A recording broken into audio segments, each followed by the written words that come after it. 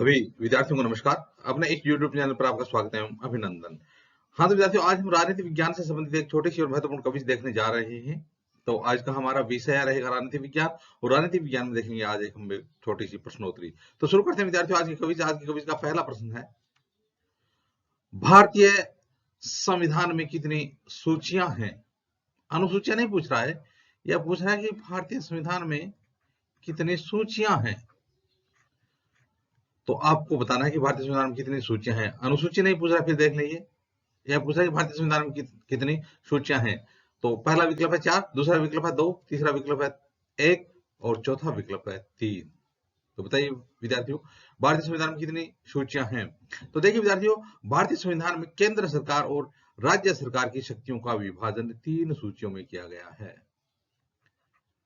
केंद्र सरकार और राज्य सरकार के बीच शक्तियों का विभाजन 3 सूचियों में किया गया है। 3 सूची कौन कौन सी है? संघ सूची, राज्य सूची और समवर्ती सूची। तो इसका उत्तर क्या हो जाएगा? इसका उत्तर जाएगा विकल्प 4, 3। तो भारतीय संविधान में कितनी सूचियां हैं? भारतीय संविधान में 3 सूचियां हैं। तो 3 सूचियां कौन कौन सी हैं? संघ सूची, राज्य सूची और समवर्ती सूची। हाँ तो विद्यार्थियों, अब देखते हैं आज की कविज का अगला प्रश्न। आज की कविज का अगला प्रश्न है, संविधान सभा के उद्घाटन अधिवेशन की अध्यक्षता किसने की थी? यानी संविधान सभा के अस्थायी अध्यक्ष कौन बनाए गए थे? प्रश्न है कि संविधान सभा के उद्घाटन अधिवेशन की अध्यक्षता किसने की थी? आपको 4 विकल्प दिए जाते हैं। पंडित जवाहरलाल नेहरू, दूसरा है सच्चिदानंद सिन्हा, तीसरा है डॉक्टर बी आर अम्बेडकर और चौथा है सी राजगोपालाचारी। तो प्रश्न पूछ रहा है कि संविधान सभा के उद्घाटन अधिवेशन की अध्यक्षता किसने की थी? संविधान सभा के अस्थायी अध्यक्ष कौन बनाए गए थे? तो विद्यार्थियों, यदि आपने इसका उत्तर विकल्प नंबर 2 चुना है सच्चिदानंद सिन्हा, तो आपका उत्तर बिल्कुल सही होगा। संविधान सभा के अस्थायी अध्यक्ष थे सच्चिदानंद सिन्हा, और 1946 में डॉक्टर राजेंद्र प्रसाद को स्थायी अध्यक्ष बनाया गया था। तो इस प्रकार से इसका उत्तर हो जाएगा विकल्प नंबर 2 सच्चिदानंद सिन्हा। हाँ तो विद्यार्थियों, अब देखते हैं आज की कविज का अगला प्रश्न। आज की कविज का अगला प्रश्न है, संविधान सभा की प्रथम बैठक कब हुई थी? पीछे हमने देखा था कि संविधान सभा की जो उद्घाटन बैठक थी उसके अध्यक्ष कौन बनाए गए थे। यह पूछ रहा है कि संविधान सभा की प्रथम बैठक कब हुई थी? अब वो विकल्प दिए जाते हैं। पहला विकल्प है 2 दिसंबर 1946 को, दूसरा विकल्प है 9 दिसंबर 1946 को, तीसरा विकल्प है 4 जुलाई 1947 को और चौथा विकल्प 15 अगस्त 1947 को। संविधान सभा की प्रथम बैठक कब हुई थी जिसकी अध्यक्षता सच्चिदानंद सिन्हा ने की थी? संविधान सभा की प्रथम बैठक कब हुई थी? तो इसका उत्तर हो जाएगा 9 दिसंबर 1946 को। 9 दिसंबर 1946 को विकल्प 2 से ही हो जाएगा, 9 दिसंबर 1946 को। तो संविधान सभा की पहली बैठक कब हुई थी? 9 दिसंबर 1946 को हुई थी। हाँ तो विद्यार्थियों, अब देखते हैं आज की कविज का अगला प्रश्न। अगला प्रश्न है, संविधान सभा का चुनाव निम्न में से किस आधार पर हुआ था? तो जो संविधान निर्माण के लिए संविधान सभा बनाई गई थी, तो यह कह रहा है कि संविधान सभा का चुनाव किस आधार पर हुआ था? विकल्प 1 समान मताधिकार के आधार पर, विकल्प 2 सर्व मताधिकार के आधार पर, विकल्प नंबर 3 सीमित मताधिकार के आधार पर और चौथा है वर्गीय मताधिकार। तो बताइए विद्यार्थियों, संविधान सभा का चुनाव किस आधार पर हुआ था? तो इसका उत्तर हो जाएगा विद्यार्थियों विकल्प नंबर 4 वर्गीय मताधिकार के आधार पर संविधान सभा का चुनाव हुआ था। किसके आधार पर? वर्ग के आधार पर। तो देखिए विद्यार्थियों, भारत के संविधान का प्रारूप तैयार करने वाली संविधान सभा के सदस्यों को विभिन्न प्रांतों की विधान सभाओं द्वारा चुना गया था। किस आधार पर? वर्गीय आधार पर। और जो संविधान सभा के सदस्य थे उनको विभिन्न प्रांतों की विधान सभाओं द्वारा चुना गया था। तो इस प्रकार से इसका उत्तर हो जाएगा विकल्प नंबर 4 वर्गीय मताधिकार द्वारा।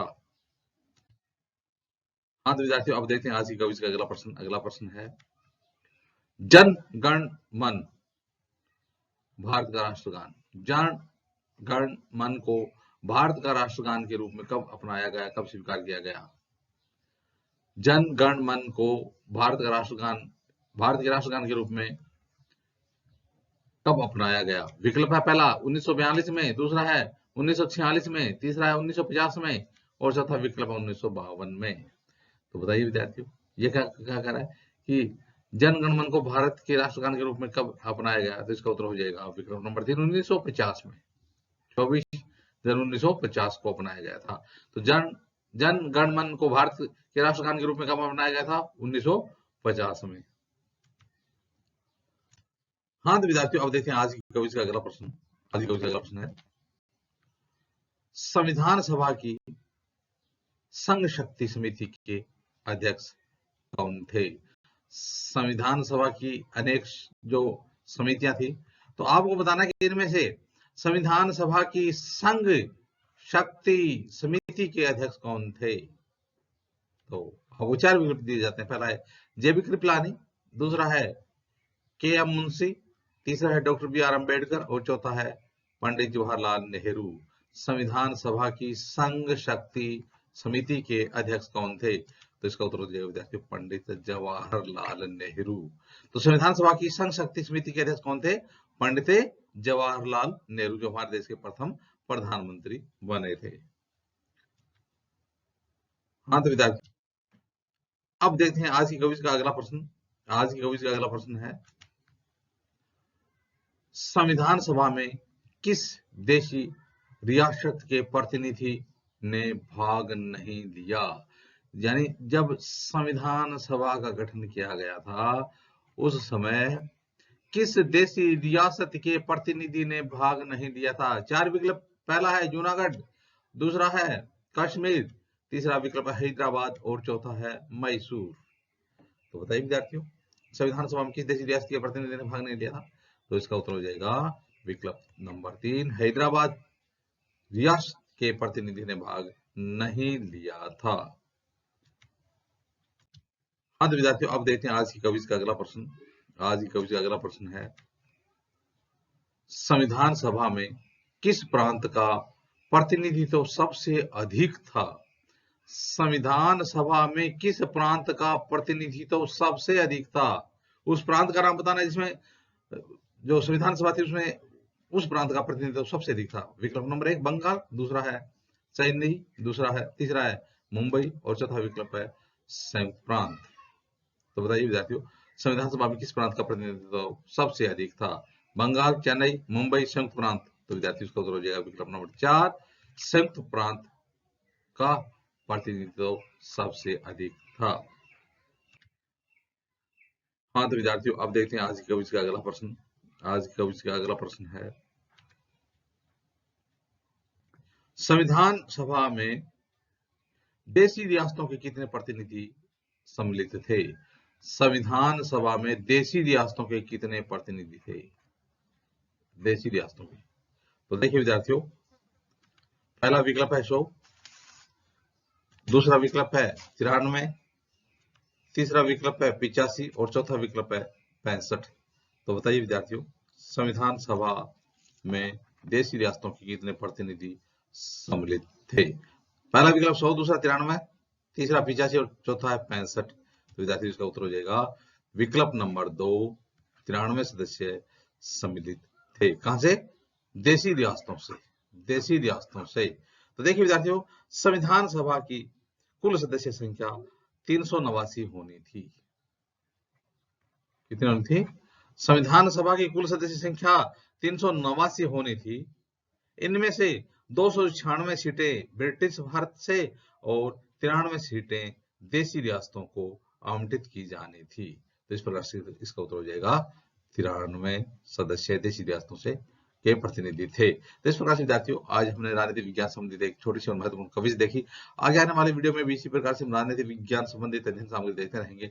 आप भी अपने इस YouTube चैनल के साथ बने रहिए। वीडियो देखने के लिए धन्यवाद।